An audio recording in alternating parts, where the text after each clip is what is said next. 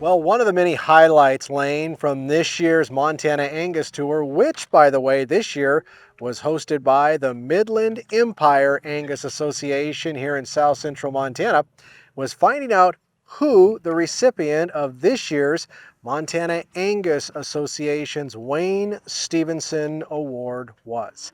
And without further ado, let's go ahead and introduce folks to this year's recipient, our dear friend and the industry's friend, Bob Cook. And Bob, I have to be 100% honest. I was watching Kurt Kangus's Facebook video about from the banquet the other night here in Billings, and it looked to me like you were completely caught off guard, and this was a big surprise to you. Oh, it was absolutely. Matter of fact, as I was telling you a minute ago, I was sitting next to Joe Goggins, and I looked over at him, and Roger Jacobs was walking up with a plaque, and I looked at Joe. I said, "I wonder who's going to get that this year." So, yeah, it was a surprise. You know, you're one of the humblest men that I've ever met in the industry, and this award truly couldn't go to a more deserving individual. For those that may or may not know, let's talk about your history and how you ended up out here in Montana and how you got involved with the Angus breed, because your family originally kind of got started in eastern North Dakota. Is that right? Oh, that's right. But my dad started the registered Angus business in the 1940s. I mean, I've been an Angus enthusiast all my life, and it's just gone from there. We raised Angus cattle. We started out in eastern North Dakota, then bought a ranch in western North Dakota and raised Angus cattle there. And I was educated in Fargo as high school, but I went to North Dakota State University, and after that ended up in Bismarck with the North Dakota Stockmen's Association for about 5 years. And then there was an opening for the regional manager of the American Angus Association in Montana and Wyoming. And I didn't know a lot of people out here, but I was encouraged to apply. I did, and I got the job, and that's how I got to Montana. Yeah, and then you fell in love with Corrine Goggins, and then that opened up a whole new chapter in the Angus world, right? Well, my job with the Angus Association was traveling to a lot of sales and participating, and her father, Pat, was one of the great auctioneers of all times, and I traveled with him, and it kind of went from there. I got invited to a few Sunday dinners, and one thing led to another. Well, it's been a fantastic career, and you guys have built a wonderful family out here in Montana, and of course you have kept your roots very much planted in the Angus breed. Just talk about the Angus breed in the industry, kind of, where it was when you were a kid to where it is now. I mean, I bet you just sometimes just sit back and just go, wow. Yeah, I mean, the Angus breed is a powerful breed worldwide and in the United States, and we're so fortunate here in Montana because we're number one in registrations. We're number one in performance. People seek out Montana bred cattle, and when I came back and started with the Angus Association in '72, this was just the beginning. I mean, people were starting to discover Montana, and the Angus breeders out here, the performance breeders that were then, and they did a great job, and it's just gone on, and we're in a great position. Well, and genetics are what the breed is really known about, and I can't help but think folks watching this see the VR logo in the background, and underneath that big certified Angus beef, and those folks that know that CAB brand that are consumers, maybe not directly involved in production agriculture, but that delicious and high quality beef eating experience truly starts with high quality genetics with the cattle themselves. Yep, and I was just finishing up my time with the Angus Association when CAB came along.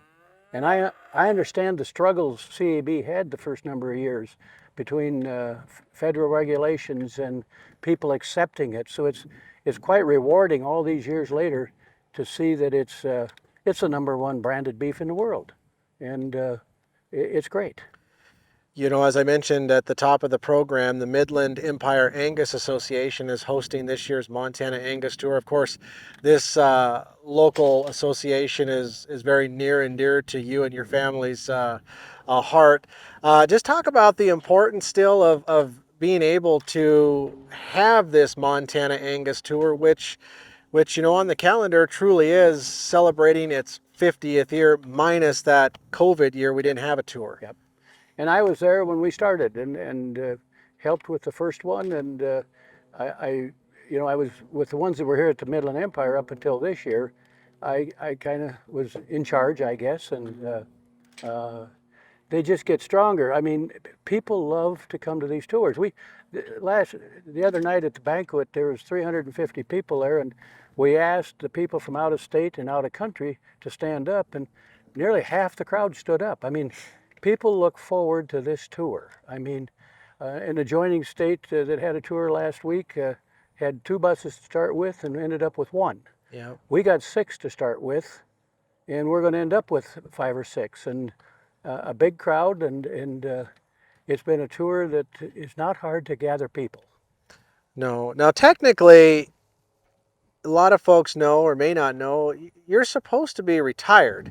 But I don't think you're 100% retired, because you still go into Billings and have an office at the public auction yards. You're still actively involved out here at the Vermilion Ranch. I mean, when you're not working cattle or doing anything, all things cattle, what are you keeping busy with? Well, I have backed away from the yards. I mean, they've got good people running the yards, and I'm there, but I spend probably most of my time on the Vermilion Ranch. We calve 1,250 spring calving registered cows and 400 registered fall cows. We have a couple production sales a year, so I can stay busy. Just doing that, and I enjoy that. I don't know what I'd do if I wasn't doing something. I guess I tried golf once. Didn't necessarily fall in love with it. I did end up living on a golf course, but I don't golf. I fished when I was a kid, but I quit that a long time ago. And I enjoy life. I enjoy what I'm doing, and I've got grandkids that are in sports now and lots of things, so I keep busy. Yeah. Hey, last question, then I'll let you off the hook. I mean, do you feel pretty good about where the Angus breed and the industry is at, and where it's all set up for the next generation and those young people coming behind you and I and those to follow? I do. I think the Angus breed's been great, but the challenges are out there. I mean, there are things going on now that are being introduced that weren't even on the radar 10, 15 years ago. And that younger generation, when they come along, they're going to have to absorb all of this new technology, and it's ever changing, and it's not bad to have it change. No, it isn't. Well, thanks for your words of wisdom and your little bit of time that you've given us this afternoon, Bob. Oh, thank you. By the way, congratulations again, Thank folks. you. This year's Wayne Stevenson Award recipient, the Montana Angus Association's Wayne Stevenson Award recipient, and our dear friend, Bob Cook. Again, for more information about the Montana Angus Association itself, you can always jump online and visit them at mtangus.org.